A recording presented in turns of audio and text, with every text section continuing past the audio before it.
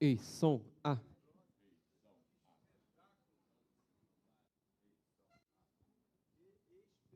Som.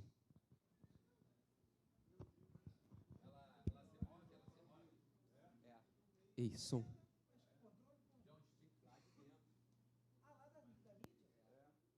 É que nem um joystick daquele submarino lá.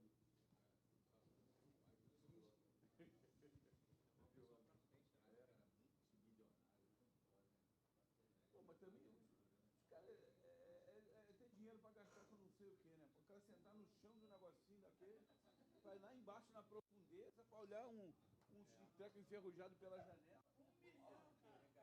Não entende não, né? Dinheiro. Em vez de me dar um dinheiro que eu sabia usar, né? Não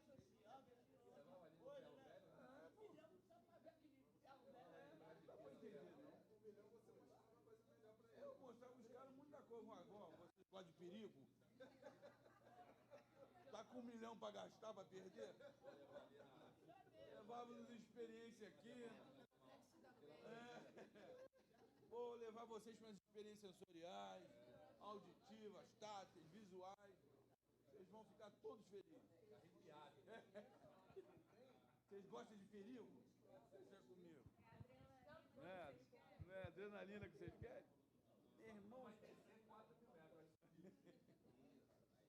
Meu Jesus, aí, o povo chegando. Divanei, você que é bom no começo, porque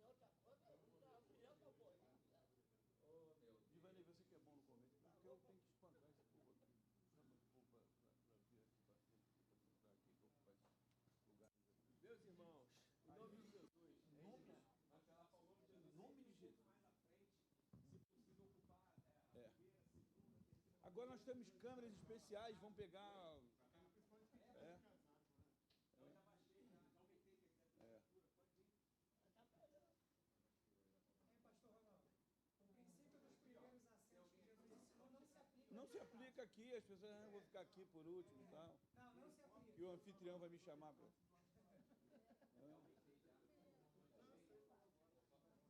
Entra aqui, é isso, meus irmãos. Oh, coisa linda. O povo vai chegando, vai chegando. Eu imaginei que o povo viesse para mais. O povo vai chegando. Em nome de Deus.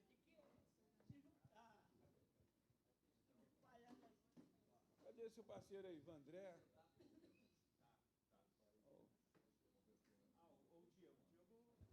Diego. Diego,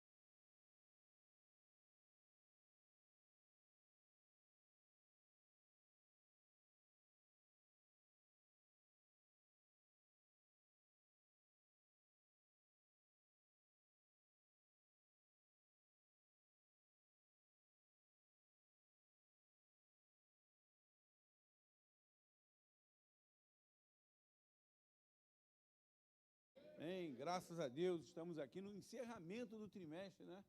Chegamos à lição, a última lição desse trimestre, trimestre que falou sobre liderança, né? Hoje vamos ouvir sobre o líder dos líderes, né? A última lição desse trimestre fala sobre Jesus. Eu tenho certeza que vai ser uma lição abençoadora para todos nós, né? Tenho certeza que Deus vai falar profundamente aos nossos corações. Quero já aproveitar e agradecer aos nossos irmãos que estão aí pela internet participando, que vocês possam aí no chat participar, né? Escrever, tirar dúvidas. Hoje o pastor Fernando e o pastor Ivanildo que estão aqui se dispuseram, claro que eu não combinei com eles, mas só de eu falar aqui, eles vão aceitar responder todas as dúvidas de vocês. Se vocês tiverem dúvidas, aquelas dúvidas cruciais, não vem com dúvida, não vem com dúvida meia boca, não. Estou falando aquelas perguntas desafiadoras. Quero falar, pergunta desafiadora. Pergunta meia boca aí, Edvanei responde, eu respondo. Quero falar coisa assim, né? Pode procurar que vocês vão ser respondidos aqui. E para ministrar a nossa lição de hoje, quero chamar um amigo do coração, um cara que eu tenho um carinho, admiração, um respeito, uma consideração por ele muito grande, né?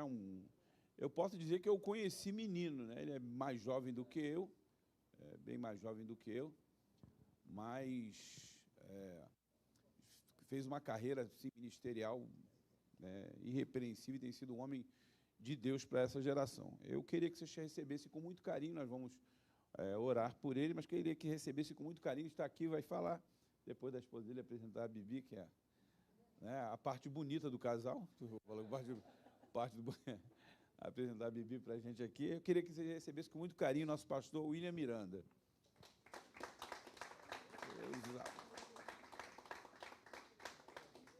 Vamos orar pela vida do William aqui, pedir que Deus o abençoe, né? Tenho certeza que vai ser uma ministração.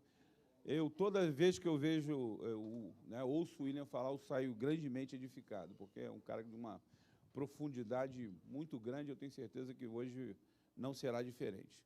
Deus, louvamos o Teu nome por estarmos aqui na Tua presença, te agradecemos, meu Pai, porque Tu és bom, Senhor, a Tua misericórdia, o Teu favor, Senhor, duram para sempre. Te louvamos, ó Deus, que estamos no final desse trimestre, Senhor. Muito obrigado pelos ensinamentos obtidos até aqui, recebidos, Senhor, da Tua parte, através da ministração dos Teus servos, Senhor, que ocuparam aqui este lugar. Tu possas, ó Deus, vidas nesta noite, abrir o nosso coração para receber, Senhor, da Tua parte, Senhor, através do Teu servo, Senhor, a aplicação, Senhor, a palavra, Senhor, dita ao tempo certo, Senhor, que a Tua boa mão, que a Tua graça possa nos envolver, possa iluminar, Senhor. Ó Deus, hoje vamos estudar a respeito do Teu Filho, Senhor, que em nome dele, Senhor, a Tua palavra possa ser semente no nosso coração para produzir uma fé genuína e viva, Senhor. Muito obrigado, Deus, por esta noite, obrigado, Deus, pela vida dos nossos irmãos internautas, por todos aqueles que estão aqui na Tua casa para receber essa palavra. Que essa noite seja uma noite memorável para a glória do Teu nome, é o que nós te pedimos, no nome do Teu Filho Jesus. Amém. Amém. Deus abençoe, pastor William Miranda, fique à vontade. Até 9 horas. Até 9 horas, se quiser. Até 9 horas. Que é isso? Você tem repertório para isso? Com certeza. Não, a nossa Belém vai até 9 horas. É mesmo? Aqui tem perguntas, coisas que você tá bom. Queridos, a paz do Senhor. Amém. Estou muito feliz por estar aqui, essa oportunidade abençoadora e maravilhosa. O pastor Ronaldo sempre nos abençoa, né? E falar do pastor Ronaldo, para mim, é assim, até um pouco difícil, né? Porque a admiração é muito grande, né? O pastor Ronaldo, ele foi professor nosso de EBD ali, não chegou a ser meu, mas da Bianca, né? E dirigia os adolescentes ali, botava todo mundo no alto nível, lembra do alto nível? Mas, Ronaldinho, muito obrigado, meu amigo, muito obrigado mesmo pela oportunidade. Os demais amigos, pastores, Deus abençoe profundamente, tá? Vamos lá. Nós vamos falar sobre a lição 13, né, a última do trimestre, que é uma honra para mim. Esse aí é a minha família, eu sei que deveria ser a minha foto ali, mas eu prefiro colocar deles. Os motivos já foram expostos, né? O pastor Ronaldo já expôs o motivo, então essa do meio parece minha filha, mas é minha esposa, né? A Bianca está aqui. A Bia, nós somos casados há 27 anos, fomos talvez, não sei se foi o último ou penúltimo, casamento da Honório Bicalho, né? Então a gente é da antiga, da Honório Bicalho, tá? Esse da esquerda de vocês é o Pedro, tem 23 anos, trabalha, estuda, está noivo, vai casar. E o da direita é o André, tem 19, só estuda, né? E não tem namorada. Eu vou fazer uma propaganda para ver se ele arruma uma namorada. Bom? Ok. Então, eu sou pastor auxiliar lá em Brasília, né? Eu coloquei no Distrito Federal, tá bom? E ok, vamos lá. Bom, os objetivos da lição é entender que na Bíblia não há modelo maior que a liderança de Jesus, isso é bem rápido, né? São os 3 verbos entender ali, que Jesus foi um líder pleno em humanidade, empatia e compaixão, isso aí também a gente vai ver nos pontos que vem de desenvolvimento, e que a liderança de Jesus foi exercida em demonstração de poder e autoridade. Bom, primeiro, como a guisa aí de introdução, eu queria apresentar para vocês a luva, né? Eu poderia simplesmente citar, mas eu arrumei uma luva aqui. É interessante que a gente, na pandemia, a gente utilizou muito luva, né? Mas a luva ela já era bem utilizada mesmo antes da pandemia, né? As pessoas de alto desempenho, principalmente em velocidade, por exemplo, pilotos de muita velocidade precisam usar luvas, né? Pilotos de avião, dependendo do tipo de aviação que ele faz, ele tem que usar luva também, por exemplo, piloto de caça, porque não pode escorregar um manche de jeito nenhum da mão dele, então ele usa luva. Não essa luva aqui, mas a luva, ela um médico, na hora que estiver operando, ele também usa luva, né? Mas o que eu quero chamar a atenção para vocês é que a luva, se vocês perceberem bem, ela é imagem e semelhança de alguma coisa, né? Imagem e semelhança do quê? Da mão, né? Da mão. O propósito da mão é dirigir, é pilotar, é operar, o médico, né? O médico opera, ou até pegar comida no self-service. Mas não é o propósito da luva. Você percebe isso? O propósito da luva não é operar. Porque se fosse operar, você largava a luva lá, a luva operava sozinha. Não é dirigir o carro de alta velocidade, de alta performance. Não é. O propósito da luva é ser cheia da mão. Você percebeu? E a mão dá essa direção. A mão, ela diz o que ela vai fazer. É a mão quem dirige, é a mão quem pilota, é a mão quem opera, é a mão. E o propósito da luva, se ela tem um propósito nela, ela é inanimada, mas se ela tem um propósito, é ser cheia da mão. É encher a mão. Essa luva aqui é só a luva para esquentar a mão no frio, né? Mas é ser cheio da mão. Esse é o propósito da luva. É interessante que quando a gente fala que nós somos imagem e semelhança de Deus, a gente às vezes busca um nosso propósito. Verdadeiramente o nosso propósito é o propósito daquele que nos criou, daquele que nos formou. Ele nos dá o propósito, porque é Ele quem faz. Nós somos mero auxiliares disso, né? A gente simplesmente, Ele, pela misericórdia dEle, Ele nos colocou na obra dEle para que nós fôssemos instrumentos, né? Às vezes instrumentos como um instrumento musical que tem simplesmente o sopro vem dEle, a destreza para poder tocar esse instrumento é dEle, é de quem está operando o instrumento, e passa por nós simplesmente o sopro dEle, o som dEle. A mesma coisa a luva. A luva, o nosso objetivo é ser cheio dEle. E sendo cheio dEle, a gente vai operar aquilo que Ele quer fazer. Olha que coisa interessante, a gente vai estudar a liderança de alguém que todas as lições anteriores, em todas elas, nenhum dos líderes estudados, nenhum deles, né, nem Davi, Neemias, nenhum deles, disse que era para nós estarmos ligados nele. Essa é a maior liderança, porque sem ele a gente não pode fazer absolutamente nada. Essa é a maior liderança. A gente vai ver só um aspecto sobre Jesus Cristo, né? Só o estilo de liderança de Jesus Cristo.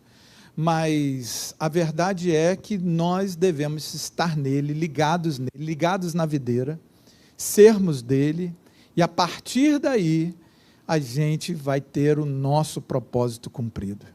Que o nosso propósito, irmãos, não é ter sucesso, o nosso propósito é simplesmente ser cheios dele.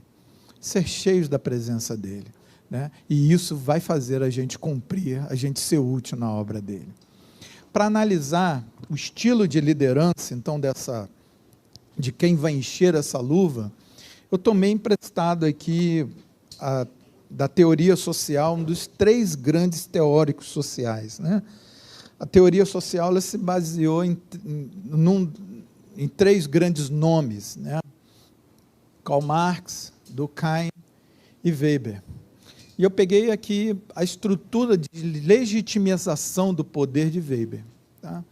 O Max Weber ele escreveu um livro muito interessante, que é a ética cristã e como é que é? A ética protestante e o espírito capitalista, exatamente. E ele foi o criador da burocracia, né? A burocracia ela começou a entrar por causa desse camarada, um cara muito, muito capaz, muito inteligente. E esses 3 pontos aí são pontos interessantes, né? Por quê?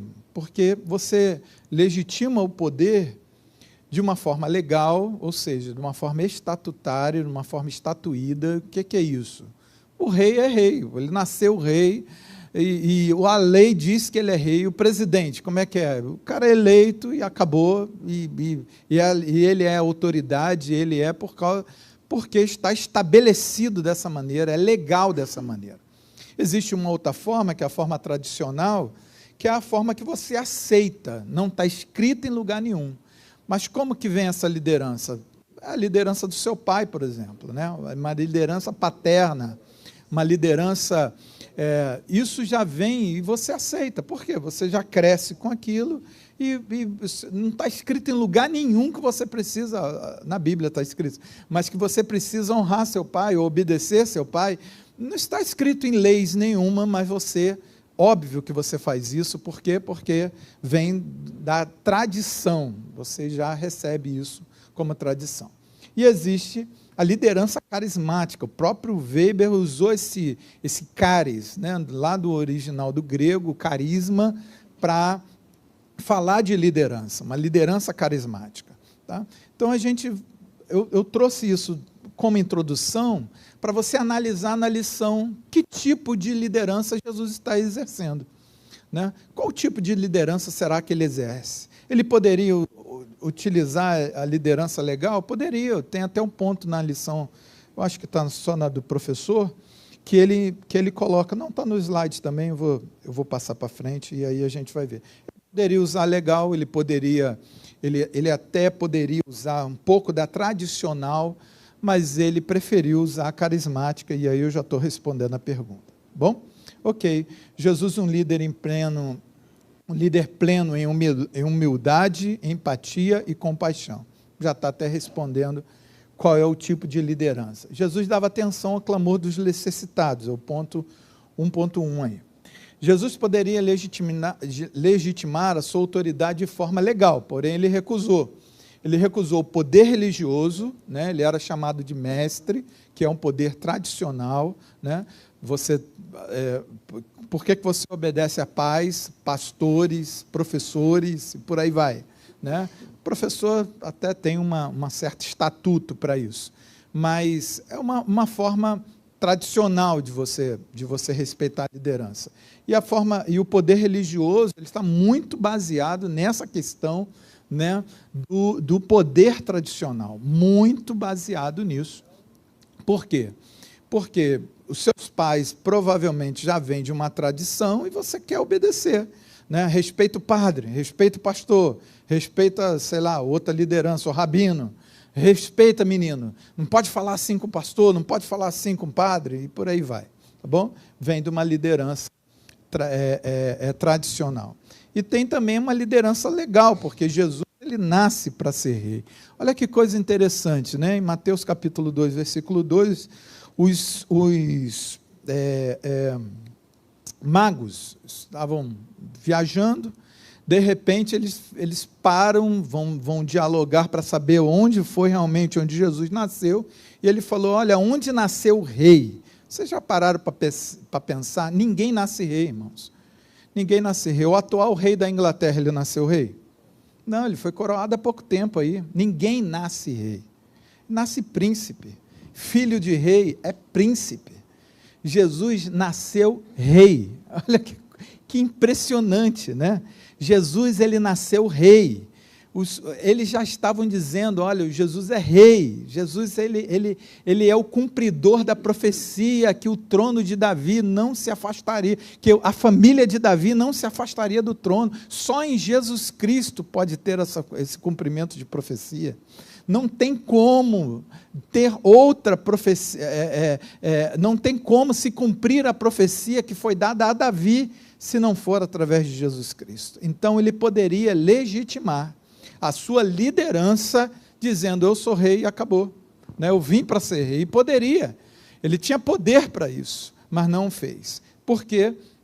Porque ele conquistou através da humildade, né, naquele ponto que a gente viu anteriormente. Eu vou te dar o exemplo de João Batista, porque é interessante também que João Batista passa por um processo muito semelhante.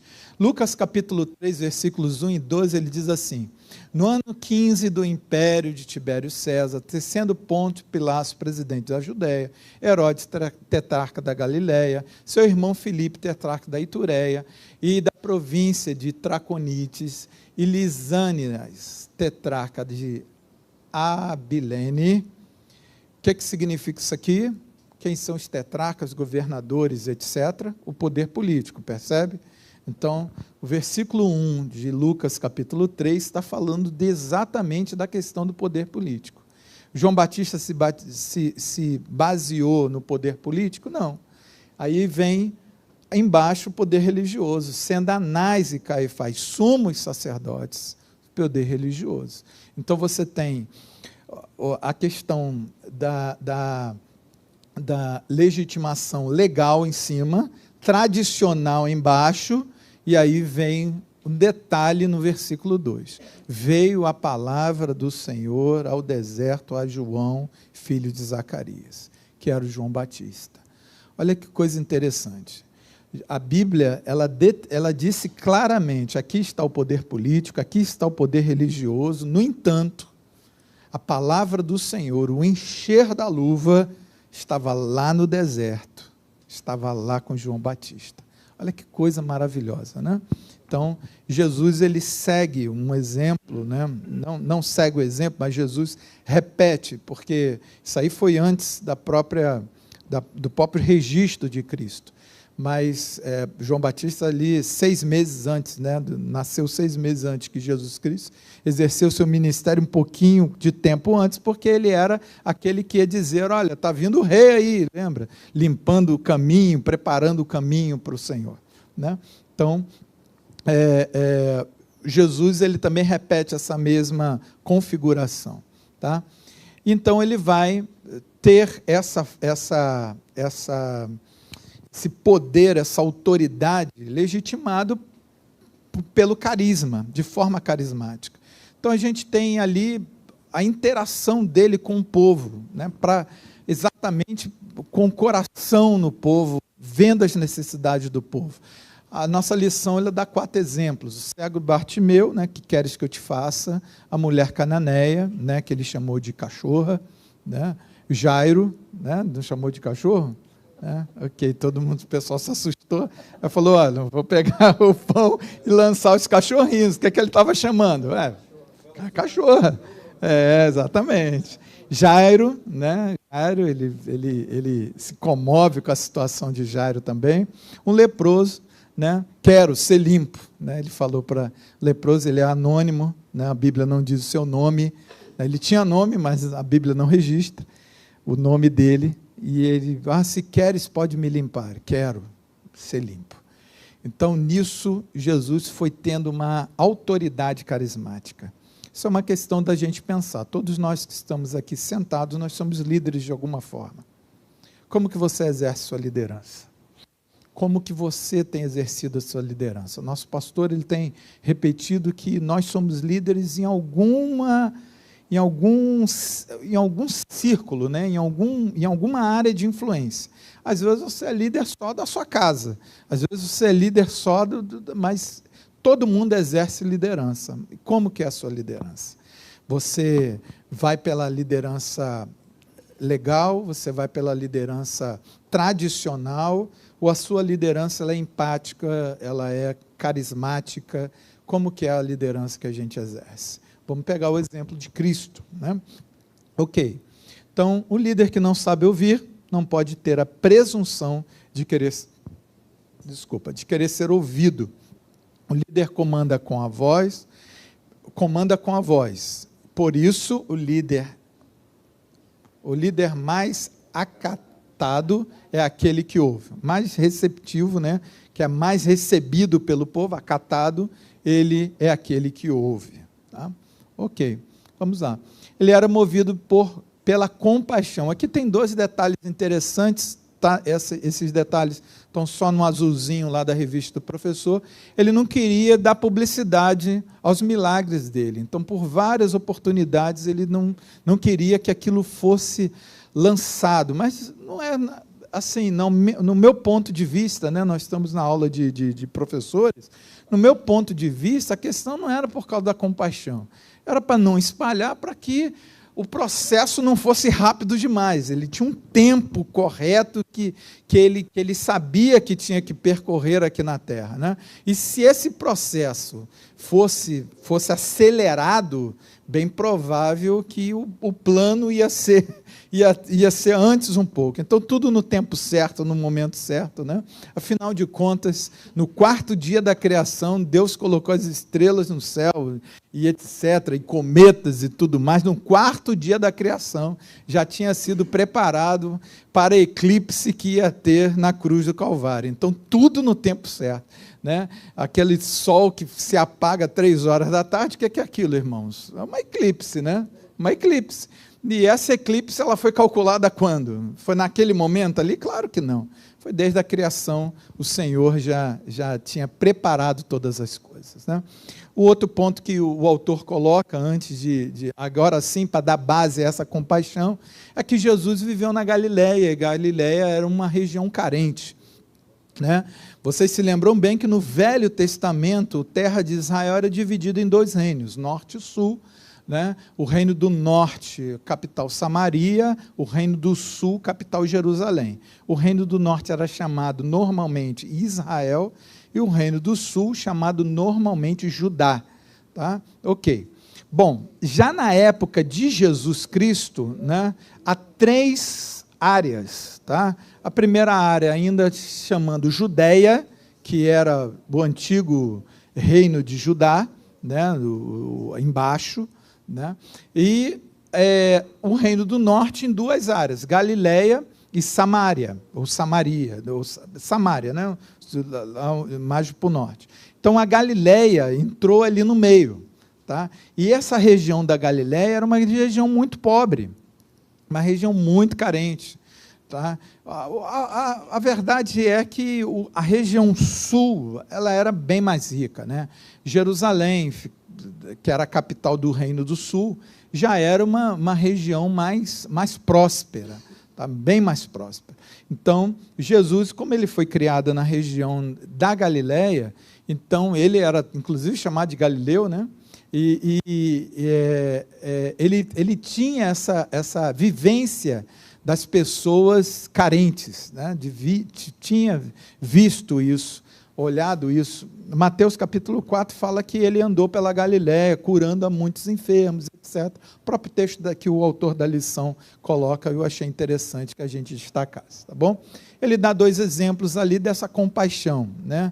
Quando ele está entrando em Naim, está vendo um cortejo fúnebre, ao contrário da entrada dele, e eu fico imaginando, alguns pregadores até gostam de falar isso, mas é normal, que quando você está no caminho, nessa romaria, que não era uma romaria, mas o povo se deslocando, era normal que cantasse, né? Tanto que tem os salmos que eram os salmos de deslocamento, né? Salmo 121, por aí vai. Esses salmos eram salmos de deslocamento, que o povo cantava durante as caminhadas, indo para as festas em Jerusalém.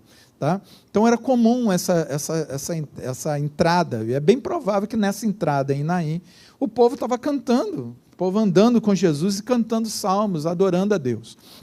E nisso que entra a alegria, está vindo um cortejo fúnebre acompanhando uma viúva que perdeu o seu filho. Ele ressuscita, e o que o autor destaca é movido de íntima compaixão. Movido de íntima compaixão. Ele dá um outro exemplo, né? Poderia dar vários, o autor poderia dar vários, mas ele também diz, na multiplicação, na primeira multiplicação de 5 pães e 2 peixes, Jesus também é movido de íntima compaixão. Tá? Ele olha a necessidade do povo, e aí você percebe que essa compaixão ela também está presente. Tá bom? No 1.3, Jesus sabia como lidar com os bons e com os maus. Jesus foi extremamente odiado, principalmente por homens religiosos à época. Extremamente odiado. E esse ódio que foi manifestado nessas pessoas fez com que ele nos ensinasse carismaticamente, né? Ele ganhou autoridade conosco, porque ele conseguia fazer aquilo que ele mandava fazer. Aliás, a própria Bíblia registra que a autoridade de Jesus vinha porque ele falava, ele agia da maneira com que ele falava. Né? Não era como os fariseus, que mandava fazer uma coisa e ele mesmo não fazia. Né? Os hipócritas. Então, essa questão, irmãos, eu não sei, mas de vez em quando eu leio, dá vontade de tirar da Bíblia, mas não pode.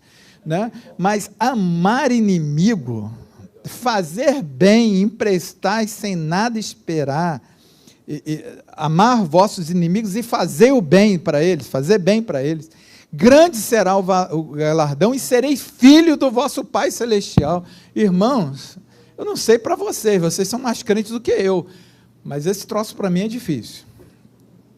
Confessar meus pecados. Esse negócio é complicado para mim. Né? Se tivesse escrito ali, ora para os inimigos, né? Eu me baseio no Salmo. Assim, exatamente isso é um detalhe interessante, pastor Reinaldo, porque o perdão não significa que você precisa conviver com a pessoa de novo. Né? Isso eu já entendi, não sei, eu posso estar até errado nessa percepção, mas uma coisa é perdoar, outra coisa é conviver.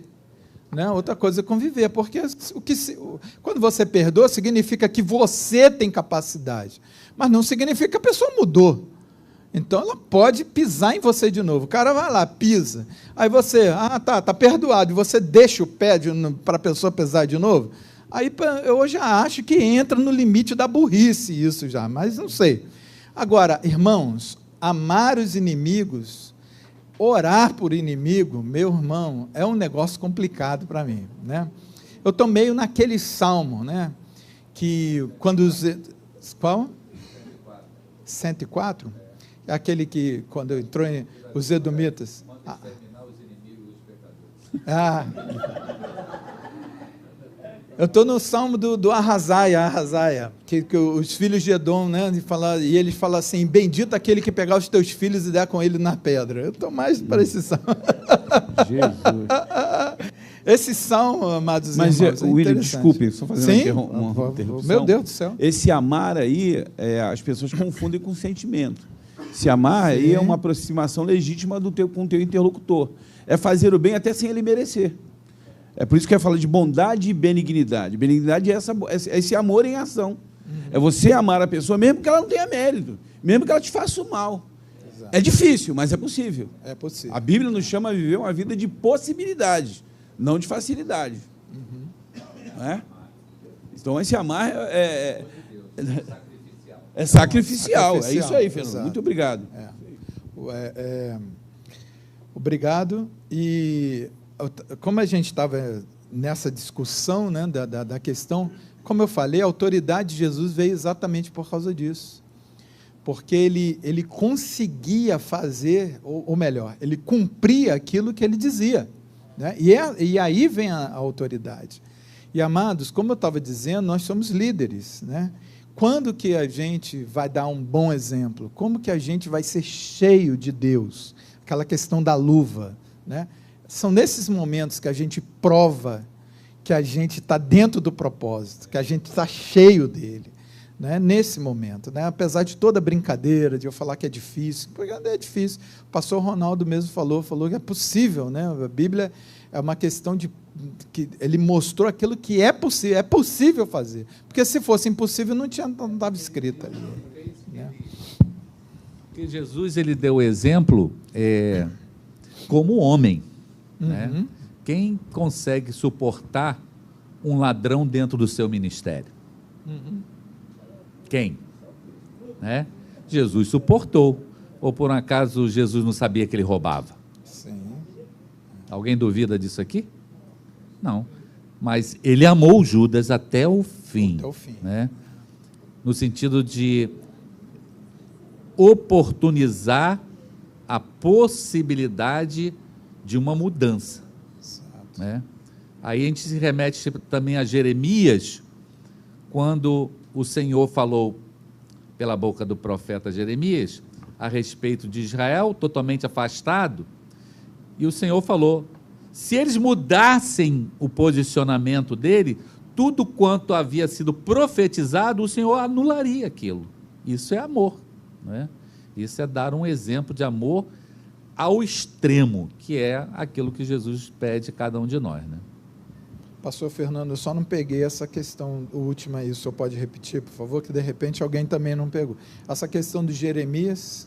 Porque há repete, uma por parte favor. no livro de Jeremias, quando o Senhor, é quase que um lamento, né? Sim. É quase que assim, sabe aquele negócio de dizer assim, caramba, eu fiz tudo por eles, sim, né? sim. Nesse Esgotei sentido. todas Eu as esgotei todas as possibilidades. possibilidades. Sim. Mesmo, eu esgotei tudo, mas se vocês mudarem o posicionamento, eu paro com tudo aquilo que eu projetei que ia fazer a nível de disciplina, de castigo, sim. eu anulo. Eu levanto, né? eu anulo. suspendo tudo. É um lamento de Deus a respeito verdade. do seu povo, né? Verdade. Por quê? Porque o que Deus queria é que eles se voltassem. Se voltasse. Né? Coração, Se arrependesse sem dúvida. e cumprisse aquele propósito pelo qual a nação de Israel tinha sido formada, de ser a luz para as nações, de refletir a glória do Senhor, né? De ser o exemplo, inclusive, de amor. Né? Irmãos, esse negócio, né, o pastor Fernando fez uma colocação que acaba a gente fazendo ligações. Né? Isso é tão difícil que a crise de Jonas, do profeta Jonas, foi exatamente isso. Né? O camarada vai para o povo que era difícil, o povo assírio, que estava dominando o reino do norte. Deus vira e fala assim, olha, vai lá para a capital deles, prega para esses caras, e esses caras vão se arrepender. E ele foi o primeiro pregador na Bíblia Sagrada que ficou triste porque o povo se arrependeu. Né? Rapaz, o cara vai, prega, e o povo se arrepende, né? O povo se arrepende, e eles ficam, não, e ele sobe lá e fez até talvez uma contagem regressiva, né? Não, o juízo de Deus está vindo, e vai vir, deve ser fogo no céu, e tal, e não vem, e aquilo vai dando uma tristeza nesse cara, até que o Deus vira para ele e fala, é natural esse teu ressentimento. Rapaz, você teve pena aí dessa planta que nasce do nada, e porque eu mandei uma lagarta e comeu a planta, você teve pena da planta, eu não vou ter pena desse povo, eu não vou ter... Irmãos, isso é poderoso demais. Né? Povo inimigo, exatamente, é o povo inimigo, os assírios, pois não. Só um instantinho, meu irmão, por favor. Sim. Salomão, se eu não me engano, Provérbios 25, a partir do versículo 21, né? Se teu inimigo tiver fome, dá-lhe de comer. Se tiver sede, dá-lhe de beber. Fazendo assim, amontoarás brasas vivas sobre a sua cabeça. É verdade.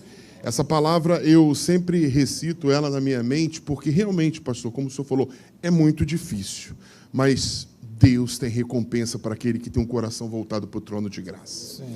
Quando nós colocamos no nosso coração, a nossa mente com o propósito de Deus, baseado na liderança de Jesus, no amor incondicional, amor além das circunstâncias. O que é amor incondicional? Ele independe de circunstâncias, independe do que Ele tem nos feito. Esse é o perdão que nós temos que praticar, independente de circunstâncias. Exato. Sabemos que brasas vivas vão vir sobre as nossas cabeças. Amém. Glória a Deus. Vão me soltar. Eu estou junto nessa aí, querido. Fica tranquilo. Fica tranquilo que eu estou junto nisso aí. Eu acho que travou. Pastor Ronaldinho, dá um jeito aí para nós. Hein? Aqui, o comando é para baixo, né, Edvânia? É para baixo, não está indo. Se passar um, de repente, funciona. Quer que eu comande para cima? Pronto. Esse é o próximo? Já? Não? Ok. Esse aí eu vou dar a palavra para o pastor Fernando. É esse aqui. É isso. Deixa eu ver se vai. Não está indo? Foi. Agora foi. Pode ser a bateria? Tá bom. Ele era objetivo, né? Assertivo, direto. Essa questão de Pedro, vocês se lembram muito bem desse fato, né? O que aconteceu? Pedro fala, não te faça tal coisa para trás de mim, Satanás, né? Então, Jesus nunca perdeu o foco, ele nunca perdeu, ali a gente vai ter um equilíbrio ali entre a verdade, né, que Jesus ele praticava. Isso é maravilhoso, apesar de toda a graça que ele manifestava essa graça com verdade, né? Isso é maravilhoso. Queridos, e a questão dos samaritanos, né? Lucas capítulo 9 fala que os samaritanos, por não ter recebido Jesus, teve um problema sério com os discípulos. Senhor, o Senhor quer que eu mande descer fogo do céu e consuma esses miseráveis que não recebeu a gente e tal, e não sei o quê. Os caras estavam bem alinhados com a gente, né? Então, Jesus olhou e falou, se vocês fizerem isso, vamos ficar na dúvida de que pai vocês foram gerados, né? Então, isso é complicado, não faz dessa maneira, não, né? E é interessante, irmãos, que o próprio Senhor, ele quando enviou os 12, Mateus capítulo 10, uma das recomendações é não entrar em terra de samaritano. Não entre em terra de samaritano. Mas lá na grande comissão de Atos, né, que talvez seja o texto áureo do pentecostalismo, né, o Atos 1, capítulo 8, ele diz que o poder que a gente recebe, né, a gente seria testemunha, depois do poder recebido, a gente seria testemunha Jerusalém, Judeia e Samaria. Ele inclui a Samaria. Mas por que tira antes Samaria? Né? Eu sou um estudioso de missiologia, dei aula de missiologia há muito tempo em seminário, amo missiologia. A missiologia, ela traz uma resposta para isso, que não é muito exegética, mas é uma resposta interessante. Você só consegue pregar para aquele que você ama. Você só consegue pregar para aquele que você ama. Não tem jeito, sabe? Você não prega para quem você não ama. Você só se envolve, você só prega, você só fala de Jesus com energia para aquele que você ama. O projeto que nós temos aqui na igreja, aquele de um por um projeto muito interessante. Por quê? Porque o nosso pastor foi orientado para ir exatamente naquilo que é chamado do nosso oikos, né? O que é o oikos lá? Crê no Senhor Jesus Cristo, será salvo tu e o teu oikos. O oikos, essa casa, ela não é só o seu pai, sua mãe, sua família, não, é seu círculo de influência. Cada um tem um tamanho de círculo de influência, né? A influência ela pode ser um pouco maior, um pouco menor. Tem gente que tem influência na cidade toda. Esse é o oikos dessa pessoa. Esse é o campo dessa pessoa. Mas, pastor, como é que então a pessoa vai lá para o campo missionário, lá para o outro lado? Aí é treinamento. Aí é questão, a pessoa precisa ser treinada e, principalmente, ela precisa ser aculturada. Esse povo não estava aculturado nesse momento para pregar para samaritano, irmãos. William, então, Jesus praticamente os guardou. Perdoe, eu consigo enxergar uma outra coisa interessante nisso aqui. Até então, a missão de Jesus era para as ovelhas perdidas de Israel. A Bíblia diz lá, João 1,12, veio para o que era o seu, e os seus não receberam. Então, após isso, é que essa salvação é estendida para os gentios, para os samaritanos, para todo mundo. Né? Mas, no primeiro momento, haveria de haver essa rejeição, para que essa graça pudesse alcançar todos nós. Dos judeus, né? Exato, exato. Por isso que ele diz, ó, primeiro lugar, você chegou a falar da mulher que, não, primeiro o pão é daqui, desses aqui, depois... Ok. Então, o círculo, né? Falando até de oikos, o círculo de influência inicialmente seria realmente o povo de judeu, né? Não se esquecendo que samaritanos também era de Israel, né? Era do povo de Israel, né? Simplesmente desviaram, né? Eram quantas tribos ali? Eu acho que era 9, né? 9. Embaixo ficou Judá e Benjamim, né? O resto tudo para cima. Eram 10 tribos. 10, porque as 2 meia tribos. Tá bom. Maravilha. Pastor, Sim, pois essa não. afirmativa do senhor é pertinente, né? A gente só prega para quem a gente ama. E é muito mais fácil você pregar para quem você tem algum grau de relacionamento. Quando Jesus fala dos confins da terra, seria uma possibilidade que ele está nos dando de demonstrar o entendimento desse verdadeiro amor? De eu pregar para quem não tem nenhum laço sanguíneo comigo, que nem tem nenhum laço afetivo, de relacionamento. É a manifestação desse amor incondicional. Eu entender que preciso pregar independente disso e de que eu entendo que, através da minha vida, eu amo o próximo literalmente a ponto de pregar e levar a palavra de salvação? Sim, assim, se eu adiantar aqui, eu acho que um slide a gente chega nesse equilíbrio, né? Você está um pouquinho, o raciocínio deu um passo. Não, é porque a pessoa é inteligente, então ela acelera o pensamento, não tem jeito, o pensamento vai além mesmo. Mas vamos lá, eu acho que eu chego aqui. Não, peraí, não é um slide só não. Deixa eu só dar uma olhada aqui. São 5 slides. Só para aproveitar o último ponto aí, Sim, essa questão Fernando. aí do judeus, samaritanos, gentios, nós precisamos entender que ali, enquanto Jesus estava na terra, era o ministério dele, ok? Uhum. Quando ele ascendeu aos céus, entra o Espírito Santo. É outra coisa. Do Espírito Santo. O ministério do Espírito Santo, Isso. conforme a Bíblia já havia aquela profecia, não seria dado mais por medida, mas seria ampliado para que se cumprisse a profecia mesmo, os profetas que diz que a luz do Evangelho chegaria aos gentios. Então, há um corte aí. Até Jesus, judeus. Algumas exceções. No ministério do Espírito, todo mundo. Exato. Ok, certíssimo. Todo mundo. Vamos lá. Voltando àquilo que o pastor Divanei estava falando, porque eu acho que a gente vai... Pois não, à vontade, querido. Vontade.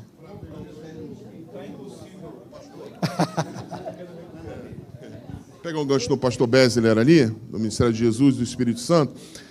Fique imaginando, ali, Jesus, o Evangelho ainda não tinha sido, vamos dizer assim, não tinha tido uma luz aos samaritanos. Mas Jesus, aonde ele passava, ele levava a luz, porque ele é a própria luz. Imagina a frase dele para a mulher samaritana, só um pedacinho da frase. Mulher, se tu soubesses quem te pede. Rapaz, meu Deus, se tu é o Ronaldo. É influência. Se tu soubesses quem te pede.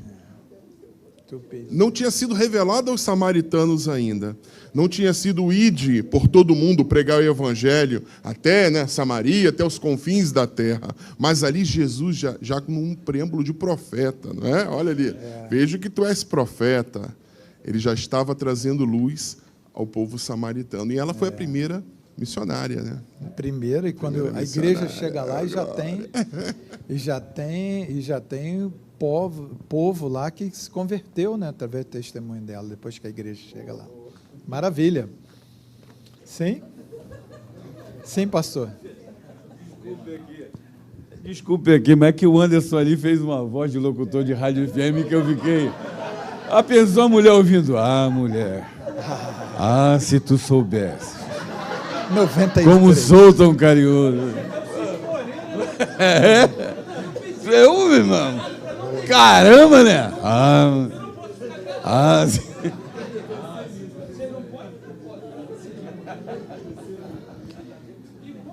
Ok.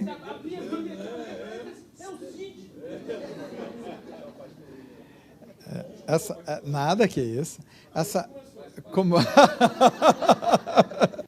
Essa graça, ela realmente, pastor, ela precisava ser derramada, né, para todos os povos.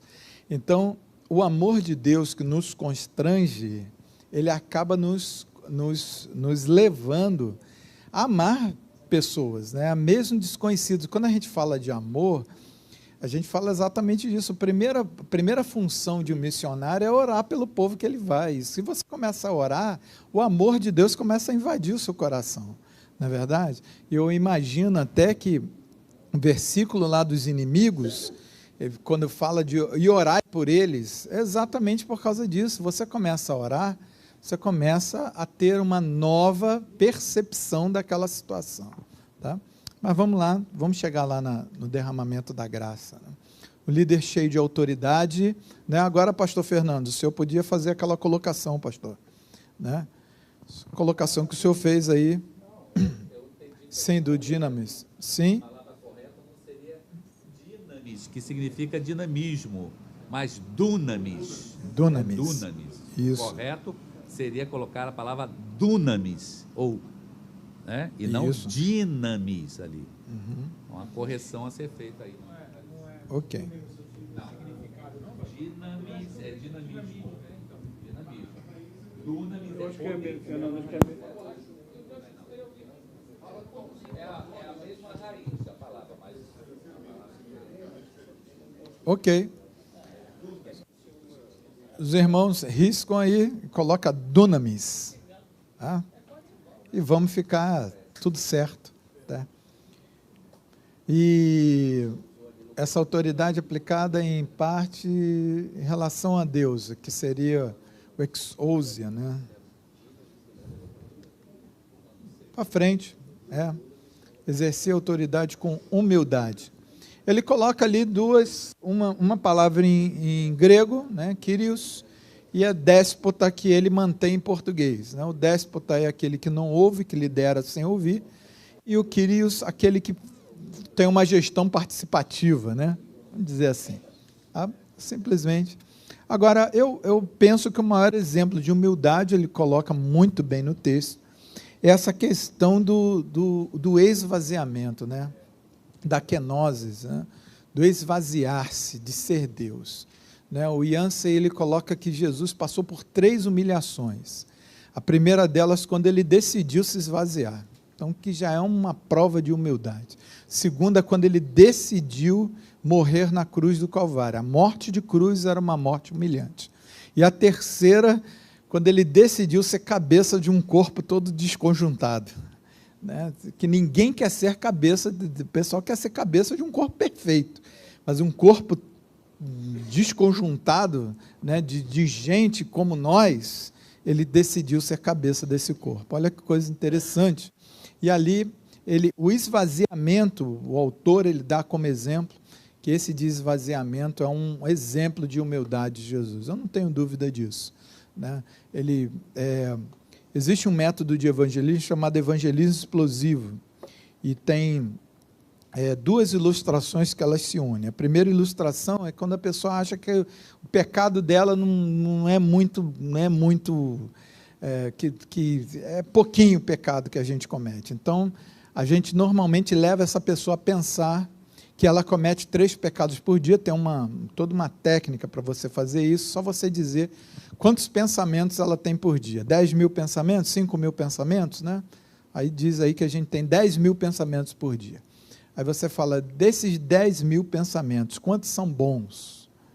Vamos supor que 3 sejam ruins, somente 3. Você pensa alguma coisa ruim, sem falar das ações, ou das omissões, né? Você tem que explicar isso tudo para a pessoa, né? Para a pessoa pensar bem o que é pecado. Você deixar de fazer uma coisa boa também é pecado, né? Eu estou chovendo numa olhada aqui, tá bom? Mas só para você ter uma orientação. E aí, a pessoa que está te ouvindo, ela vai falar, tudo bem, ó, você tem um pensamento ruim de manhã, um pensamento ruim de tarde e um pensamento ruim de noite. Isso dá 3 pensamentos ruins por dia. Vamos colocar aí, por mês, quantos pecados você tem?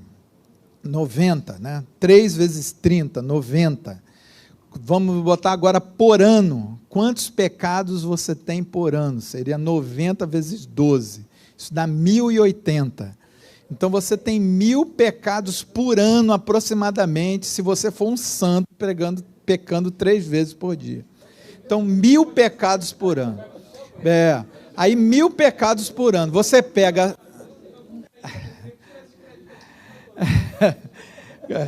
1000 pecados. Como é que eu não entendi, querido? Quantidade de pecado, isso é bom ou ruim para poder cometer isso?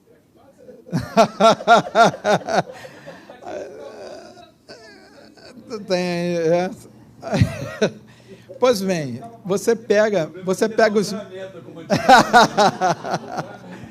você pega os 1000 pecados por ano e multiplica pela sua idade, para saber quantos você tem até o dia de hoje. E aí você, meu Deus, né? E a camarada já fica desesperado e fala, ué, é esse número? Não, se você só tiver 3 pensamentos ruins por dia, você tem essa quantidade de pecado. Se você chegar diante de qualquer juiz da face da terra, no meu caso, né, e virar para o senhor juiz, eu só cometi 53 mil delitos, o senhor não tem como quebrar meu galho? Não tem como. Não tem como. Não é nenhum juiz humano, você cometendo 53 mil delitos, vai deixar você passar.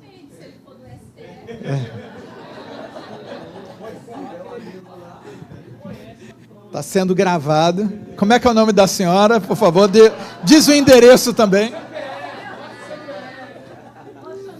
Mas aí essa ilustração chama-se 3 pecados por dia, óbvio, só para dizer a quantidade de pecados que ela tem. Quando chega na apresentação lá de Jesus Cristo, a gente pega um livro que a gente chama de livro de registro de pecados. Vamos supor que esse livro aqui é a minha Bíblia, mas está registrado os meus 53. O irmão falou que para baixar um pouco, vamos botar 30 mil pecados, né? Como se fosse uma coisa boa. 30 mil pecados ou 50 mil pecados. Estão todos registrados aqui. A Bíblia Sagrada diz que os nossos pecados estão sobre nós e fazem separação entre nós e Deus. Eu estou aqui e os meus pecados estão sobre mim. Deus quer chegar, o amor dele quer me alcançar. Só que o que nos impede de receber o amor de Deus são os nossos pecados. Os nossos pecados fazem separação entre nós e Deus. Como que Jesus resolveu esse problema? Porque o problema não era nosso. Nós já estávamos perdidos, o problema era de Deus. Deus nos ama, Ele quer estar perto de nós, mas Ele é justo, Ele tem que punir o pecado. Como que Ele resolveu isso? Jesus saiu da sua grandeza e se tornou como nós. Ele se esvaziou, se tornou como nós. E não só isso, nós pegamos o nosso registro de pecados e transferimos para Ele. E agora a gente ficou livre para receber o amor de Deus sobre a nossa vida. Os nossos pecados foram lançados sobre Jesus Cristo. Esses 50 mil pecados foram lançados sobre Cristo. Isso é maravilhoso, irmãos. O esvaziamento de Jesus fez com que Ele se tornasse como nós, para eu poder passar para Ele os meus pecados. Pecado é uma coisa muito grave, irmãos. A gente leva na brincadeira, mas pecado é como se fosse um tubo de esgoto que a gente tenta apontar para o céu e atingir a santidade de Deus, só que esse esgoto, do jeito que vai, ele volta e suja a gente todo, não tem como, porque Deus é inatingível, Ele é santo, Ele é puro, E se não fosse essa condição de Jesus Cristo, a gente estaria matando bezerro, matando ovelha, matando um monte de bicho, e a gente ia sair de lá do mesmo jeito. Por quê? Porque matar os bichinhos não nos tornava uma nova criatura. Foi Jesus que nos deu esse novo nascimento, Ele nos deu uma nova natureza em Cristo Jesus. Isso é maravilhoso, né? Isso é maravilhoso. Ok, vamos em frente? Pois não. Dúvida? Dúvida, os universitários aí, levanta as placas, por favor. Pastor Fernando. Pode pular, viu, pastor? Quer falar, pastor? Eu vou usá-los automaticamente. Eu acho interessante, não é nem assim, não é uma dúvida, mas é uma complementação a respeito do que a sociedade hoje prega. A gente tem que ter muito cuidado com as palavras, por quê? As palavras têm muito poder. Na Bíblia, a gente costuma até brincar lá em casa que as primeiras coisas que surgiram na Bíblia foram exatamente as palavras, quando falou de disse Deus, haja luz, e disse Deus. Então, a palavra que começou, surgiu tudo com a palavra. E Jesus era a palavra. Então, a gente tem que analisar, porque a sociedade hoje ela faz muitas vezes inversão de palavras. Eu queria, se o senhor pudesse colocar essa diferença, porque hoje em dia fala-se muito sobre uma palavra chamada desconstrução. E desconstrução é diferente de esvaziamento. Sim.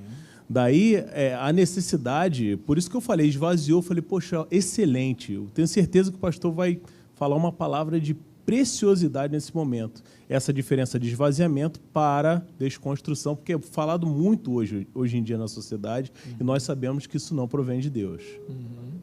Senhores, os senhores querem fazer a colocação? Não. Pois não. Pastores. Paz. Paz, meu irmão. Acho que essa questão da desconstrução é igual à palavra narrativa. Hoje você procura refutar verdades, né? Como lá na época dos gregos tinham os sofistas, né? Que eles tinham uma capacidade de oratória absurda.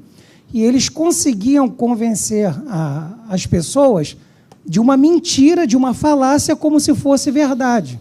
Então, a desconstrução hoje em dia são ideologias, são ideias, são conceitos que procuram destruir a verdade. Quando fala de esvaziar, aí a Bíblia está sendo muito feliz nesse conceito, que realmente Jesus ele abrir mão daquela da sua posição como Deus e tomar a forma de homem. Mas a questão dos termos hoje em dia, até na ONU, em órgãos internacionais, legislações internacionais que querem fragilizar os estados nacionais, eles vêm de uma maneira muito sutil, colocando palavras ali ambíguas, que vai enfraquecendo o significado real das coisas e depois chega para os parlamentos, para os congressos e aprova-se com naturalidade o que essa ideologia está defendendo.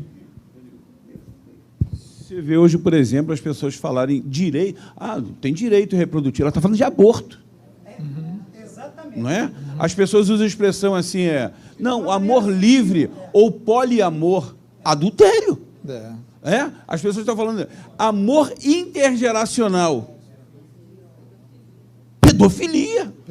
Sabe, mas essa ideia de você pegar um termo e, sabe, pintar ele com tons mais pastéis, faz parte desse progressismo, cara. Isso tudo é artimanha do Satanás, mano.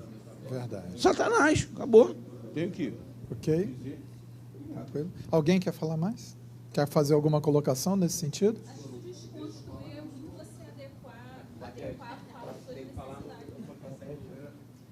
Eu acho que quando as pessoas falam desconstruir, é muito você adequar a fala de acordo com a sua necessidade.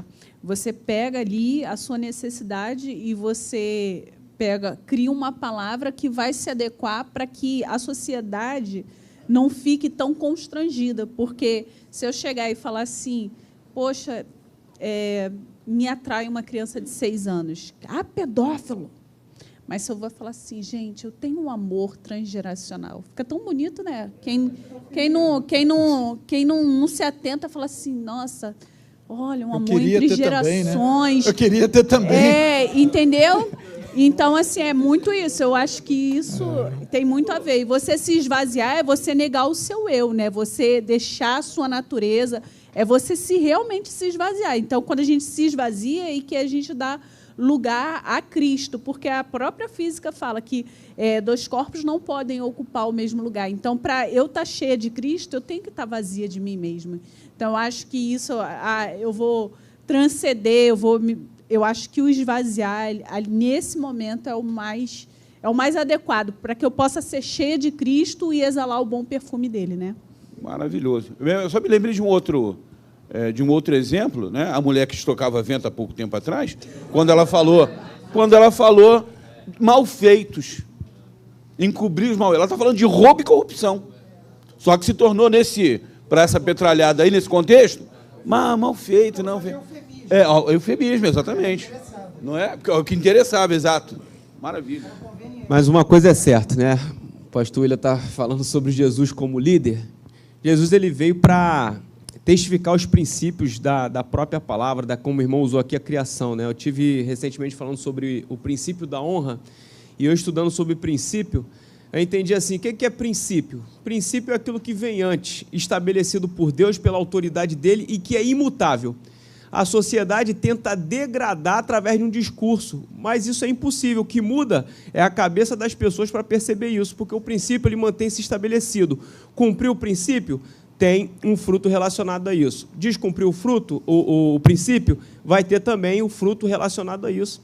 Então, assim, é como que nós, enquanto igreja, permanecemos na ideia daquilo que é o princípio bíblico. Porque a sociedade vai encharcar mesmo. Por quê? Ela não pode mudar o princípio. Então, vamos mudar o discurso, vamos botar isso aí de uma maneira turva, para a gente não enxergar como que realmente é.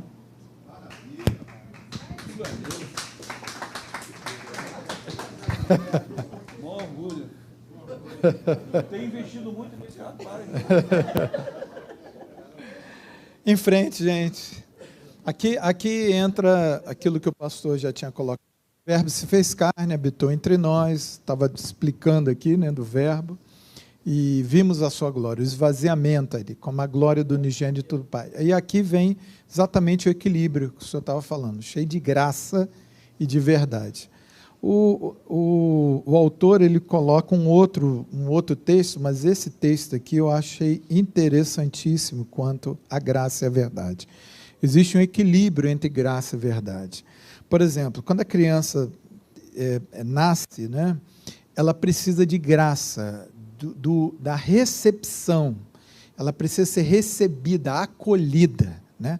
Há crianças que ficam no hospital, em UTIs neonatal, que, por falta de toque, por falta de acolhimento, elas pioram. Então, já tem estudos que liberam o pai ou a mãe para ouvir a voz, para a criança ouvir a voz, para a criança sentir que ela está sendo acolhida nesse ambiente. Né? A criança ela cria estrutura emocional quando ela está ali acolhida num lar. Depois vem a verdade. Depois ela vai ouvir a palavra, principalmente no início, ali nos primeiros anos, primeiros meses de vida, principalmente dos pais, que ela vai ouvir a palavra que ela mais vai ouvir para o resto da vida, que é não. Né? Não bota a mão aí, não bota. Mas por que ela obedece? Por que ela obedece? Porque ela sabe que quem está falando tem amor por ela. Amor por ela. E quando isso desequilibra, é terrível. Por quê? Porque graça sem verdade deixa a pessoa muito tranquila, ela pode fazer o que ela quiser. Pode fazer, né? Fica muito permissivo. Agora, a verdade sem a graça, também ela dói, ela machuca muito. A verdade, quando ela é manifesta sem esse carinho, sem esse acolhimento, sem a pessoa que está ouvindo a verdade, perceber que essa pessoa que está falando a verdade, que é o melhor para ela, irmãos, é destrutiva a verdade. Pode ser verdade, mas ela pode destruir. Então, esse equilíbrio é fundamental. João capítulo 1, versículo 14, dizia que Jesus era cheio de graça e verdade. Então, a graça, ela antecipou a verdade. Então, quando a gente está ministrando, quando a gente está liderando, quando a gente está pregando o evangelho, a graça, ela tem que vir primeiro. A gente não pode chamar o camarada de pecador, então vai para o inferno, miserável. Não pode ser assim, irmãos. Infelizmente não pode. Sabe, que é a verdade, não é a verdade? Não é a verdade? Se não receber Jesus, não vai para o inferno? Vai. Mas só que você tem que dizer com graça. Com graça. Tem que dizer essa verdade com graça. O evangelho, antigamente, a gente pregava. O primeiro ponto do evangelho era um ponto negativo. Agora a gente fala de um ponto positivo. Todos os métodos de evangelismo, 4 leis espirituais. A primeira lei espiritual, Deus te ama e tem um plano maravilhoso para a sua vida. Começa com um plano, com algo positivo, né? O próprio evangelismo explosivo, né? Quando você pergunta para a pessoa, você tem a certeza que se você morrer hoje, comparecer diante de Deus, e você vai conseguir entrar no céu, essa pessoa, não, acho que ninguém pode ter, ele pode dar vários tipos de respostas. Você fala, olha, nos próximos 30 segundos eu tenho a melhor notícia que você pode ouvir. A melhor notícia, o céu é um presente de Deus. Ele não pode ser ganho nem comprado, não é por obras, nem por merecimento. O céu, a vida eterna, é um presente de Deus. Irmãos, isso é maravilhoso. O cara fala, poxa, eu vou ganhar um presente, é um presente de Deus. Você não compra o céu, você não conquista o céu. Alguém já conquistou o céu por você. Ele te dá de graça, graciosamente. Mas o homem não consegue receber esse presente por causa do pecado dele. Aí você entra no ponto negativo, né? Mas tem que ter graça, irmãos, tem que ter, né? Tem que pensar no céu para falar do céu, né? A pessoa fala do céu que é uma coisa mais triste da face da terra. Não, porque, né? E aí a gente vai para o céu e tal. Parecia aqueles testemunhos, né, que a gente ouvia antigamente, né? Eu sou do tempo da Assembleia de Deus, que tinha um monte de testemunho nos cultos e um monte de oportunidade. Hoje, graças a Deus, nossa liturgia é enxuta e tal. Mas tinha uns testemunhos de vez em quando que o camarada falava assim, olha, eu era do mundo e aí eu tomei tiro e não sei o quê, e eu roubei e andava a 150 km por hora na Avenida Brasil, a polícia atrás de mim e tal. E agora, não, agora eu aceitei Jesus. Pessoa que está lá e falava assim, caraca, aquela vida era emocionante, essa aí, né? O pecador estivesse lá e falava assim, poxa, e agora? A gente fala no céu, parece que o céu vai ser um negócio chato, irmãos.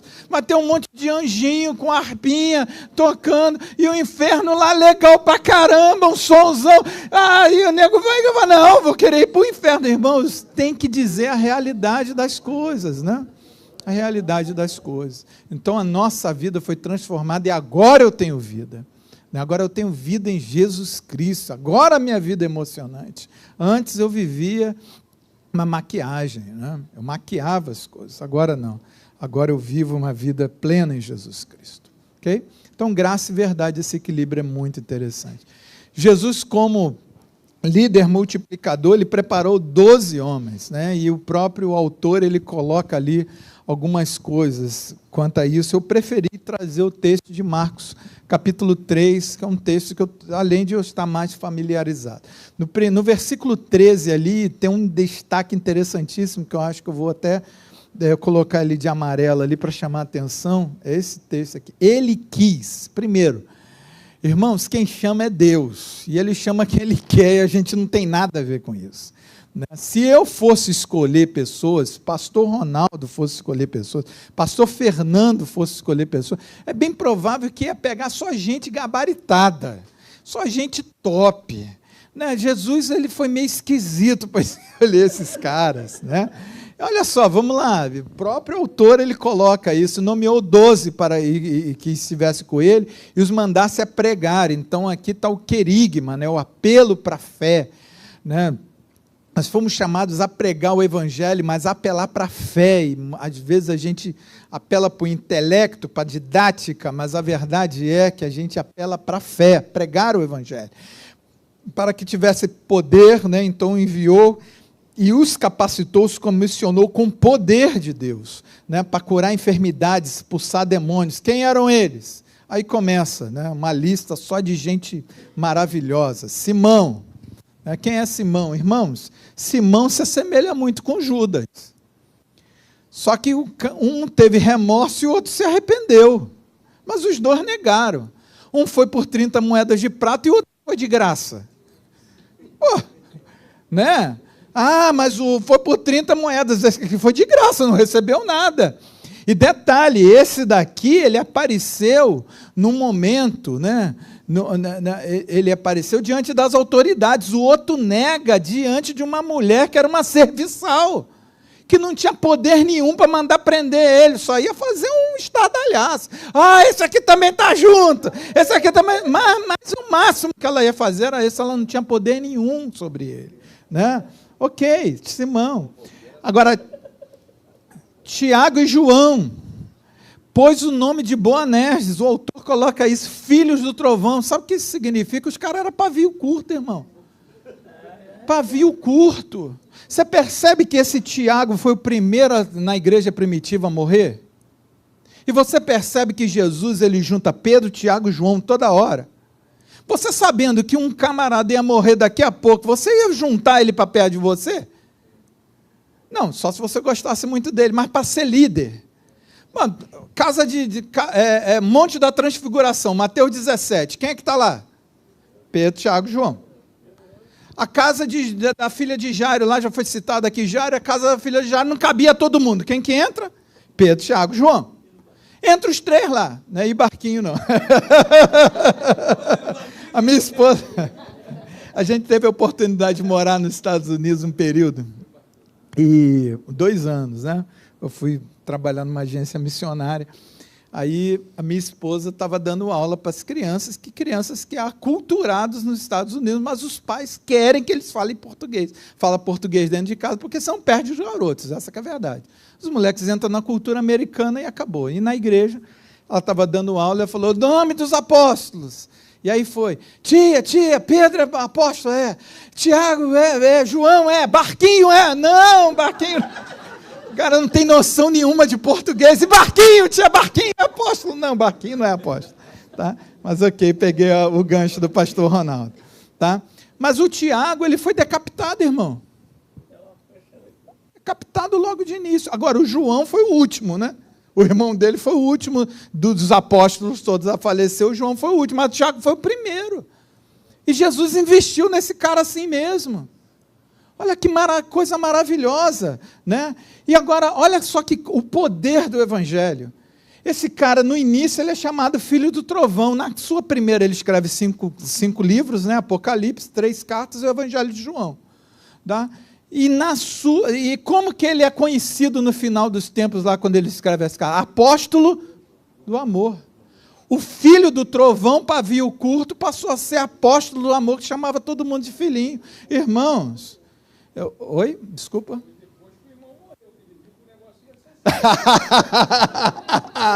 O processo é maravilhoso, é verdade. Ajudou.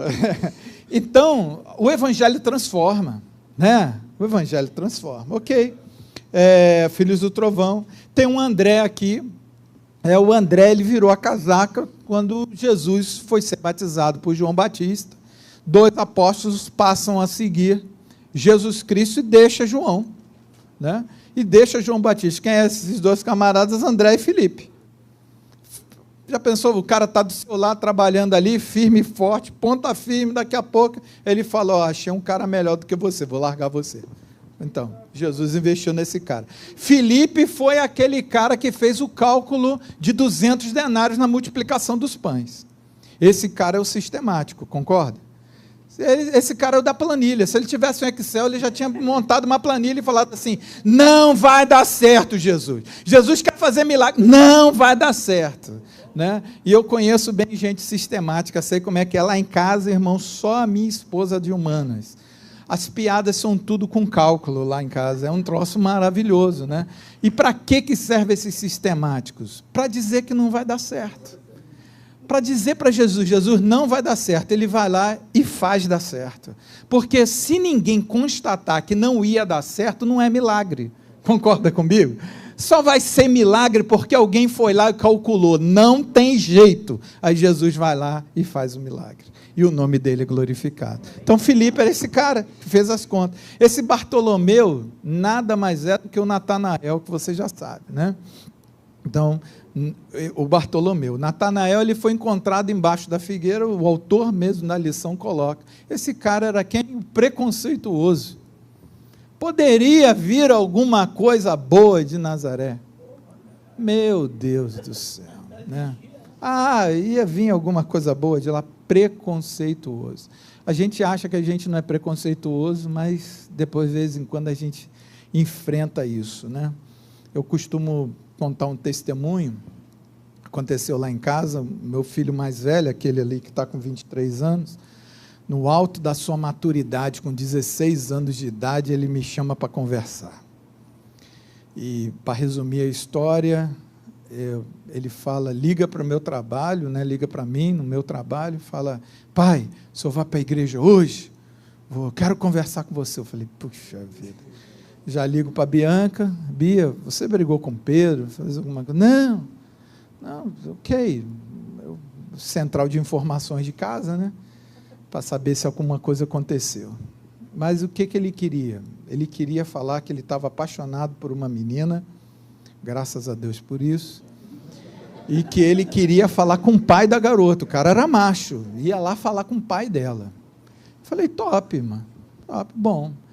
E aí, quando eu fui falar com a Bia, eu e ela conversando, né, mais de mim do que dela, comecei a falar com ela. Falei, Bia, o Pedro veio falar comigo que está gostando da fulaninha lá, uma menina. E aí nós começamos a conversar sobre isso. Meu irmão, aí eu percebi como que eu sou ruim nesse negócio.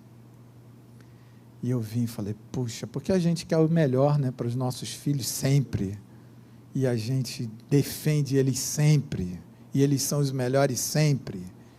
E, amados irmãos, eu comecei a vomitar com a minha esposa todo o meu preconceito.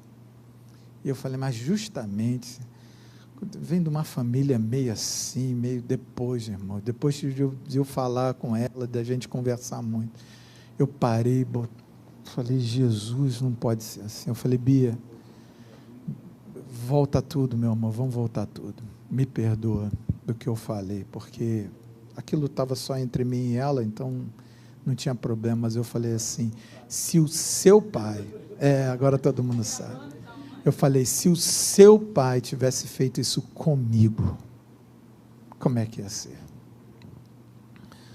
Graças a Deus, a minha mãe, até o pastor Fernando perguntou pela minha mãe é uma serva de Deus, mas meu pai era um ébrio. Eu pegava meu pai na rua, bêbado, caído na rua. Eu já saí algumas vezes de madrugada para chamar a polícia, porque meu pai estava quebrando tudo dentro de casa. Se o pai dela, de uma família equilibrada, uma família excelente, tivesse olhado e falado assim, minha filha não vai casar com um cara desse. E aí? Depois eu ainda fui além. Eu falei, se Jesus tivesse me tratado assim, se Jesus tivesse olhado para mim com os mesmos olhos que eu estou olhando, meu Deus do céu, eu estaria frito. Preconceito, irmãos. Às vezes a gente acha que não vive isso, mas a gente vive esse troço de vez em quando. Bartolomeu. Mateus era cobrador de imposto, publicano. Irmãos, sabe o que o publicano dizia? Eu gosto de dinheiro. Você sabe que todos aqui eram judeus, né? Todos, sem exceção, né? Os não-judeus vieram a partir de Atos capítulo 13, lá para frente, lá, né, que começou a vir gente não-judia, né? A igreja de Antioquia, que foi a base para pregar até os confins da terra, né? Mas Mateus, ali eu estou dizendo a base geral, né? Óbvio que veio um, veio outro, né? Como já foi citado. Mas Jesus pegou em Decápolis e por aí vai, né? Mas ok. Mateus, ele era cobrador de imposto. O que significa? Quando o judeu se tornava cobrador de imposto, Irmãos, era o único motivo que uma mulher poderia pedir divórcio para o seu marido. Imagina o seu filho brincando na rua e o menino virava, um amiguinho virava e falava assim, meu pai falou que teu pai é ladrão. Era assim. Era assim, meu pai falou que o teu pai é traidor de Israel, porque ele gosta de dinheiro. E detalhe, se ele se tornasse publicano, ele não entrava mais na sinagoga. Sabe o que esse cara estava dizendo? Dinheiro é mais importante que a minha família, que a liberdade da minha família, que a paz dentro da minha casa. Dinheiro é mais importante que a minha religião. Jesus colocou um cara desse, né? Lucas chama ele de Levi e por aí vai. Tomé, vocês sabem, né? Tomé, ele só se rendia diante das evidências. Parece até, gente, era ruim ter fé. Não, se eu tiver tocar e tal, eu acredito. Né? Ok. Tiago, filho de Alfeu, né? Mais ou menos um anônimo. A Bíblia diz, a história cristã fala que ele foi ali para a Espanha. Esse Tadeu, ele desceu, parece que foi ali para o lado da Índia, tá? Simão Zelote, esse camarada aqui, ele era um cara pintada. Ele queria derrubar o governo de qualquer jeito, Zelote, né? Ele era um partido político, né? E, vamos cair, cai, nós não queremos e tal. Era esse cara, tá? Agora imagina esse povo todo junto, irmãos. E Judas Iscariotes que traiu. Então, olha só quem ele escolhe. Né? E o tesoureiro. E o autor ainda coloca o mais capaz. Mais capaz. É esse camarada aí. Ok. Né? Equipe ministerial de Jesus Cristo. Ok. Com certeza. Eu ia falar isso agora, né? Na verdade, esses caras aí... nós somos o reflexo deles, né? Eu estava vendo aqui Efésios capítulo 4, o 7 e o 8 diz assim, né? Mas a graça foi dada a cada um de nós segundo a medida do dom de Cristo. Pelo que diz, subindo ao alto, levou o cativo o cativeiro e deu dons aos homens. Aí no 11 fala, né? Ele mesmo deu uns para apóstolos, outros para profetas, evangelistas, outros para pastores e doutores, querendo o aperfeiçoamento dos santos, para o aperfeiçoamento do ministério, para a edificação do corpo de Cristo. Quer dizer, a gente é esse bolo de coisa ruim aí, que se esvaziando, ele dá dons para a gente e ainda nos dá para a noiva dele. Quer dizer, ele torna útil aquilo que não tinha nenhum valor. Dizer que é a obra dele. É verdade. É a luva. Glória. Seu último mandamento seria a nossa principal prioridade. Né? Ele tinha um propósito universal, esse já é o último ponto. Ele tem um propósito universal, tinha um propósito universal. Né? O último mandamento de Jesus, aqui é o ide por todo mundo pregar o evangelho. Né? Lucas 24 é a grande comissão também no livro de Lucas. João, assim como o Pai enviou a mim, eu vos envio a vós. Atos capítulo 1, versículo 8, é a grande comissão no livro de Atos. Então, a grande comissão ela está nos 5 livros, e Mateus, que ele destacou na lição, ele fala o ensinando. Por que o ensinando é importante? Porque quando você tem um imperativo, né, você está dando uma ordem, você está dando uma sugestão. Ide, né, é uma ordem, ou você está sugerindo, ou você sugestionando, né? Está sugestionando, ide por todo mundo. Mas quando você tem o gerúndio, você diz o como. Percebe? Se eu vir aqui e falo assim, onde tem aqui, sei lá, um banco 24 horas? Aí o pastor Ronaldo fala assim, vai ali no, sei lá, no shopping tal. Ele está me dizendo que lá no shopping tal, é o meu propósito chegar lá. Eu falo, pastor Ronaldo, como que eu chego lá? Aí ele fala, saindo daqui, virando à direita, virando à esquerda, percebeu? Então, vai lá, você vai chegar no teu objetivo. Como que eu chego? Virando, andando. Você está de carro? Estou. Então, pega o seu carro, anda aqui, pega a direita, vira, entendeu? Então, esse ando, ele diz o como para mim. Mas como que a gente vai cumprir o ID? Ensinando. Aí vem o ensinar. Você prega o evangelho, você ensina. ensinando tudo que ele nos deixou para guardar. Tudo, você passa. O evangelho precisa ser completo, né? A Bíblia diz que a gente deve pregar todo o conselho de Deus. Então, esses caras que ficam criticando a gente, você prega a cruz, eu prego cruz, eu prego para casamento, eu prego cruz, eu prego para liderança, eu prego cruz, eu prego... Por quê? Porque eu tenho que pregar todo o conselho de Deus. Né? Porque se fosse para pegar só a cruz, irmãos, pregaria a cruz, o cara morreria e iria para o céu. Mas ele tem que pregar a cruz, ele tem que deixar, o verbo ele tem que fazer parte dele. Né? O verbo ele tem que mudar a vida da pessoa, né? O verbo se fez carne, mas a carne tem que se fazer verbo, ele tem que ser transformado pela palavra de Deus. E como que a gente faz isso? Ensinando. Sabe, uma das... Irmãos, eu achei aquilo genial, quando o pastor falou, eu vou tirar um versículo para você recitar por mês. Porque quando você começa a recitar esse versículo vai chegar um momento que vai cair no teu coração, vai fazer parte do teu dia a dia. Sabe, a Bíblia ela é muito extensa, ela é muito grande. A pessoa fala assim, os vitoriosos aí, que às vezes ficam, eu li a Bíblia uma vez por ano, amém, glória a Deus, 2 vezes por ano, que bênção, graças a Deus.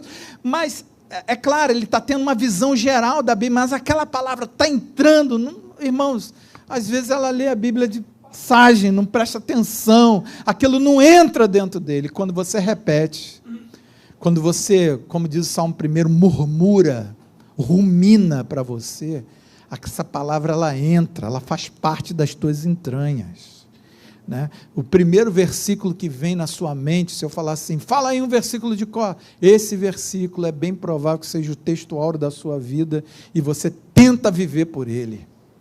É o primeiro que sai, é porque você está tentando viver por ele, está se moldando pela Bíblia Sagrada.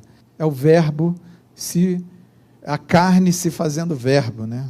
Você se esvaziando de você também. Né? Como a irmã falou, parafraseando João Batista, né? É necessário que ele cresça. Né? E eu também. Vamos lá. Para concluir. O autor ele coloca um desafio para nós, né, dessas lições. Ele fala, acredite no seu potencial, submeta-se à vontade de Deus, tenha um objetivo na vida, ponha foco e o resto deixa por conta do Senhor. Ele faz um resumo, né, de você acreditar, de você submeter à vontade de Deus, botar um objetivo na vida. Tá? Nenhum líder na história teve tamanho êxito como Jesus. Né? Exatamente porque ele foi multiplicador, não perdeu o seu propósito de vida, né? Ele sabia que o objetivo dele era a cruz do Calvário e ele não negociou esse objetivo. Né? Os gregos tentaram levar ele para Atenas, mas ele preferiu ir para Jerusalém ser crucificado. Ele podia ser aplaudido, a inteligência de Jesus era magnífica, ele poderia ser aplaudido, discutir no meio das praças, né, na cultura grega, ia dar um show, mas ele não preferiu isso. Ele poderia ter pulado do pináculo do templo, né, na tentação, mas ele não quis isso, ele permaneceu com o seu alvo. Tá? Nenhum líder antes dele exigiu que estivéssemos ligados a ele como Jesus Cristo. E aqui eu completo, lembrando da ilustração da luva. A luva ela não dirige, a luva ela não opera. O propósito da mão do médico é operar. Se não tiver luva, o médico opera, irmão, só vai ter contaminação. Mas ele vai fazer se não tiver a luva. Então, a luva é um acessório. Né? Se o piloto de Fórmula 1 ele sabe dirigir sem luva, óbvio que sabe. Óbvio que sabe. A luva é só alguma coisa para dar mais aderência, para não deixar o volante escorregar da mão dele. O piloto de avião de alto desempenho, ele sabe pilotar o avião mesmo sem luva, óbvio que sabe. Mas ele prefere usar a luva. E qual é o propósito da luva? Ser cheio da mão. Qual é o propósito meu e seu? Ser cheio de Deus. Ah, pastor, eu preciso buscar o meu propósito. Seja cheio do Senhor, cheio de graça e de verdade. Seja cheio de Deus e você vai estar cumprindo o seu propósito também, em nome de Jesus, tá bom? Deus abençoe. Pastor Ronaldo, muito obrigado. Amigos, o que eu disse para vocês, que é sempre um prazer ouvir o pastor William, né? O tempo passa rápido com o William quando você ministra. Você sempre traz alguma coisa da parte de Deus, alguma coisa que faz a gente pensar, né, refletir. O William tem uma maneira de ensinar que é peculiar, que é para mim, é extremamente agradável, né? Além da profundidade, né, o carisma, né, a graça que você tem para ensinar, é um dom de Deus. Que você preserve isso, né, e continue sendo bênção para muita gente. Eu estou me lembrando da história aqui dos discípulos, né? E eu me lembrei de um fato interessante. Você está rindo antes, pô, estou dando spoiler. Tem uma história bacana da filha do pastor Sandro, que é nosso pastor lá em Carangola, filha da Diva, né, do pastor... filho da Diva.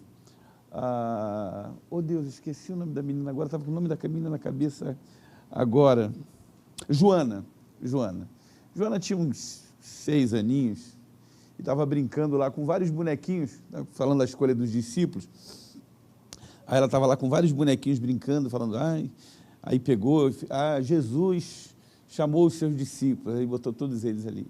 Chamou os seus discípulos, depois Jesus chamou esses discípulos e serviu a ceia para eles. Aí ela falando, contando a história, brincando com os bonequinhos, serviu aqui, ceia para um, pãozinho para outro. Ela chamava discípulos. Jesus chamou seus discípulos, aí a mãe olhando toda orgulhosa, né? Chamou seus discípulos, aí deu o pão para eles, deu a ceia para eles. Depois Jesus matou todos eles. Aí a mãe dela falou, o que é isso, Joana? Mãe, é tudo ruim. Tudo gente ruim. É mais ou menos a história que você conta. Tudo gente ruim, mamãe. Mata todos eles, né? Então é isso, né? Que nós não sejamos esses discípulos ruins, né? Não é? Fernando me lembrou da minha história da menina, mas que é uma mocinha já, né? Estava no meu aniversário já, né? Aí, na hora de cortar o bolo, de cantar o parabéns, né, tal, né? Aí, vamos fazer uma oração. Aí, a garota começou a orar. Né? Tinha uns 7 anos, 6 anos também. Aí, ela começou, Jesus abençoa, né, o tio Ronaldo, né? Abençoa essa piscina, cura essa piscina. Umas orações assim, abençoa esse bolo, tira as pessoas maus dessa festa. Gente, qual é a graça? Tu sabe que quando chega na hora de cortar o bolo, né? O pessoal, bom, cortar o bolo, né? Estou indo embora e tal. Meu irmão, o pessoal só foi demorando, né? Falei, ninguém quer ir embora, né? Falei, Jesus revela para as crianças, maluco. Virou quase festa rave, que ninguém queria meter o pé, né, mano? Tirar as pessoas mal, né? Olha, a pessoa mal, ó, tá saindo. Desse jeito. Não, o pessoal com medo, né? Que ela já chegava e falava, tio Ronaldo, ele não trouxe o presente, ó. Desse jeito, né? Muitas histórias. Queridos, vamos adorar o Senhor, né? Quantos são felizes pela presença do... Não é? O William, a Bibi, vocês são bênção para a Igreja de Deus. É um prazer sempre tê-los. Né? Eu sempre fico feliz. Rapaz, eu vou falar um negócio para você. Bibi deve ter ganhado muito dinheiro, só vive rindo, rapaz. Eu quero ver sorrir assim, sem um no bolso, né? Eu consigo, mas é difícil, consigo para você, né? Rir sem um centavo no bolso. Bibi está sempre feliz, está sempre... Que bom, Bibi. Eu amo vocês de coração. Tá bom? Pastor Fernando, vem orar pelas pessoas maus dessa festa.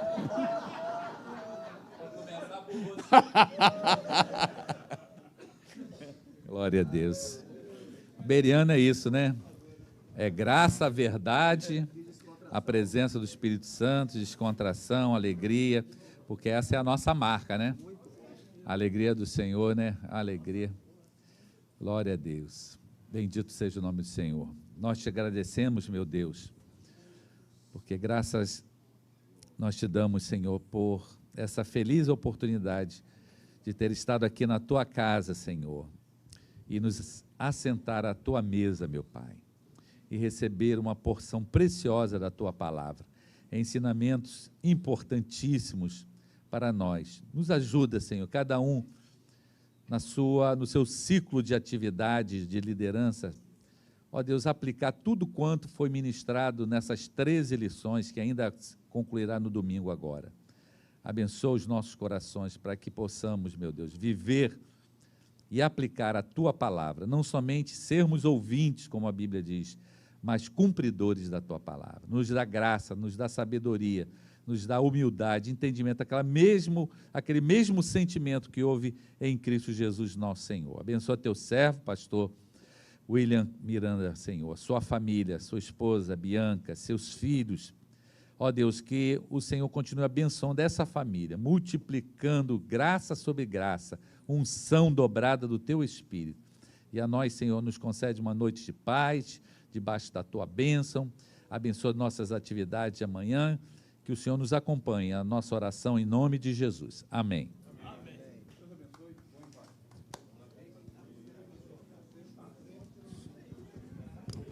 Só para fazer uma pergunta, só levanta.